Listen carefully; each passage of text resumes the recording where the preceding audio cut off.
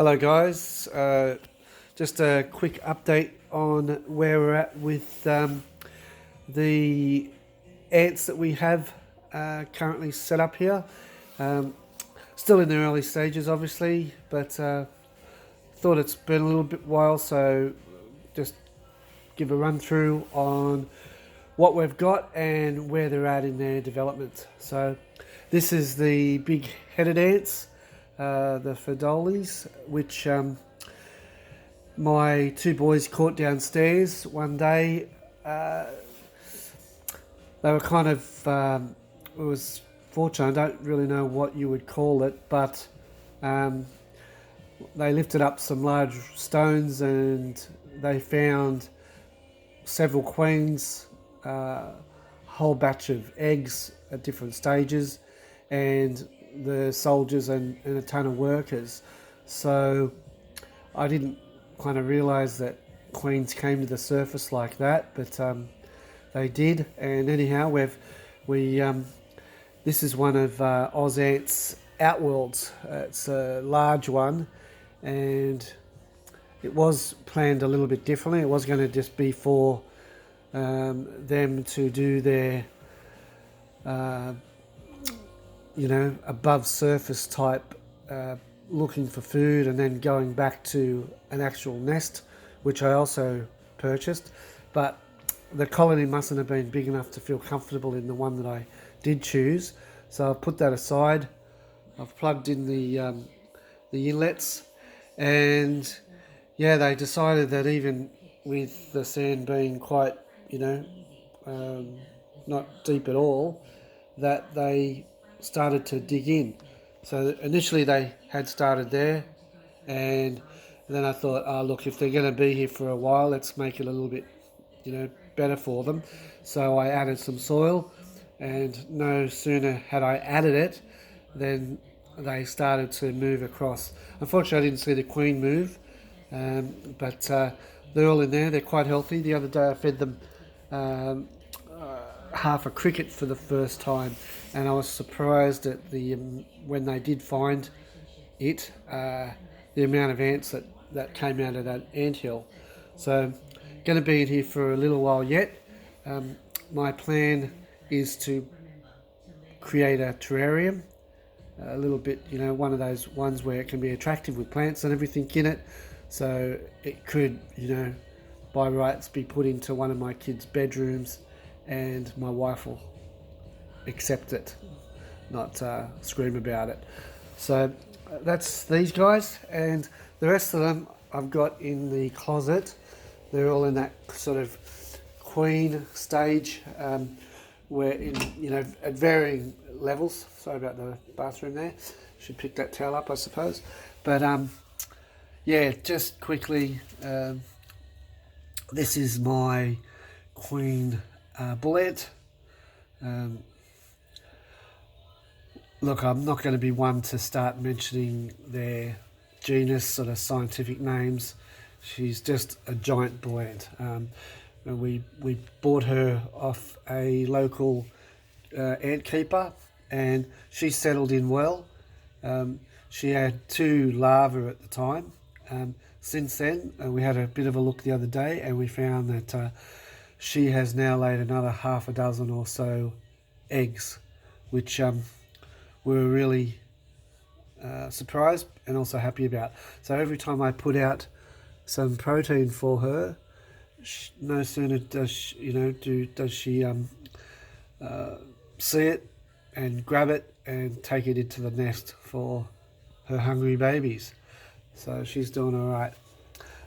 In here we have a Dracula Michelin ant. They're known as Dracula ants simply because of what their diet consists on, which is different than most ants, where they drink the blood of insects, the hemoglobin, and that's how the brood works also. And when they don't necessarily have protein from insects, they're known to give a nip to the larva and extract a little bit of hemoglobin that way, and then the larvae just heal very quickly, and yeah, it's just a sort of a around it goes type food method. Very interesting. Again, she settled in really well. We've got her housed under some red cellophane. Probably won't be able to really see her that clearly. She's quite tiny, but she's in there, and let's see if I can zoom in. Yeah, not really, but I will tell you that there's a pupa now. Actually, there's a larva, I should say, and a cocoon, and we found half a dozen new eggs. So again, we throw in a couple of fruit flies for her.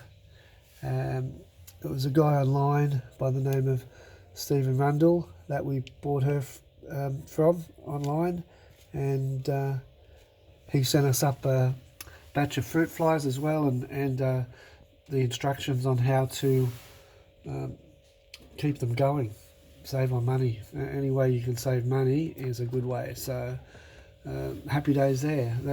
There's an example of the fruit fly culture. Don't know if you can really. This is a new one, so they're still starting. There's one there, and yeah, they go at it. So you just have to create a mixture at the bottom, and they lay their eggs in that, and then boom, within, they seems like literally days, they multiply and multiply again, and then you have to sort of push them over into another container. That's another one down here that I've since done. A lot more in there, a lot more. There's actually one on the outside. Don't know how she got there, but that'll have to be fixed. Just put that up there for now. Oh, boy, and they've been, it's a good source of food. For certain ones, they're quite small, so you wouldn't necessarily feed them to bull ants. They wouldn't really be able to grab them. Okay, on to now this one here. I believe it's a honey type ant. Not really sure. The guy that sent them to us was just a starting colony, because we again got an ant nest from him. This was one of the first ones we got. No need for the nest at the moment, so we've just got them in there. There's several workers and the queen, and they, as soon as we got her in there, the workers barricaded themselves in, and they seem to be happy to be just at that stage at the moment. The surprising thing, and I don't know if anyone can tell me because I don't know much about this at all, it's a learning curve which we've undertaken, myself and my two boys, that the workers, they sort of seem to have started off small and they've gotten bigger. I thought when ants were born that was their size, but it seems like these ones have actually grown over the course of time that we've had them. Excuse me. That is not a COVID cough. Alright, so yes, they've been doing well themselves. This is my favourite in here. This is my lovely Aspersa, which was one I kept when I was young. She's still eggless. I had her sent to me for free by a chap that was kind enough to send her, and at the cost of just the postal.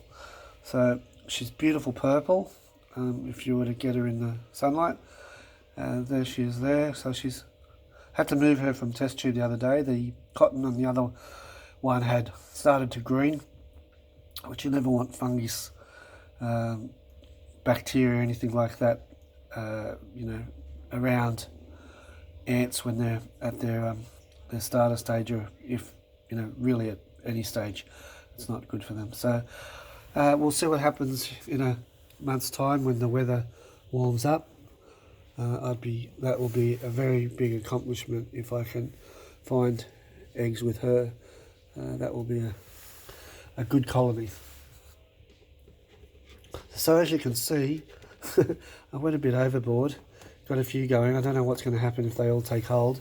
We really don't live in a place where I've got a room that I can sort of put, a whole bunch of setups around the place. So, I might have to move because of my ants. That'll be first off. In here, I've got some Metallicas, which are the green-headed ants. They were again caught downstairs. That was a nuptial flight, and I did have a bunch of others, and I did have the I think they're pronounced aelids. They're the kind of the male ants. All ants are females, other than the ones that mate with the queen and then die. When I put them into this container, they all there were a ton of ants, but there were a couple of them that were getting paid special attention constantly, and we separated them after they seemed to be running away, just not wanting a bar of it anymore. And there were two of them, and we put them in here. They're very similar in size, so it's difficult to kind of 100% know, unless you've got a magnifying glass, whether they're queens or not. You can sometimes tell by scars on their thorax where their wings have dropped off. Yeah, I haven't got that type of equipment to check. In here, my youngest, caught 2 Bicknelly ants. Now these are just black pavement ants. I really don't know what we're going to do with these, because I don't know. They're the ones that just run around downstairs rampantly. They're a good beginner ant. They're very active when they get going.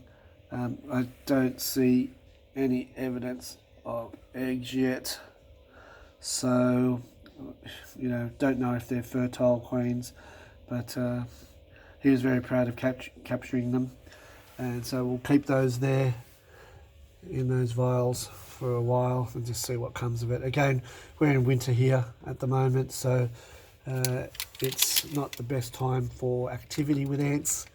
They all sort of go into a bit of a hibernation state, and so I'll just put that back over the top. They do prefer darkness, so even though with the door shut, it's still do that for them. So really, that's about it. Look, down here we've got some yellow or golden-tailed spiny ants, 4 of them. We caught them one day on a picnic. Again, not certain whether there's a queen in there. They are similar in size again. We saw them sort of walking along the trail. They are a trail ant. And we captured some, stuck in a test tube. There's 4 of them, so there's a couple of workers. They all seem to be just sort of staying in the test tube, and no harm in trying, so we'll see what happens with them. So that's where we're at the moment. So exciting. My sons love it, especially my youngest. And yeah, down the track, hoping to build, take an old fish tank, small fish tank, and convert them into a terrarium, but within that house the ants in the sort of more of a natural environment. I do have the Waitong sort of ant nests that I bought with the large outworld that the big-headed are currently in. I've got a couple of those, so can move them into those initially, but yeah, ultimately want to be able to move them into a terrarium environment with plants and that sort of thing. So we shall see how we go. Until the next update, stay well, stay safe, and see you then. Bye.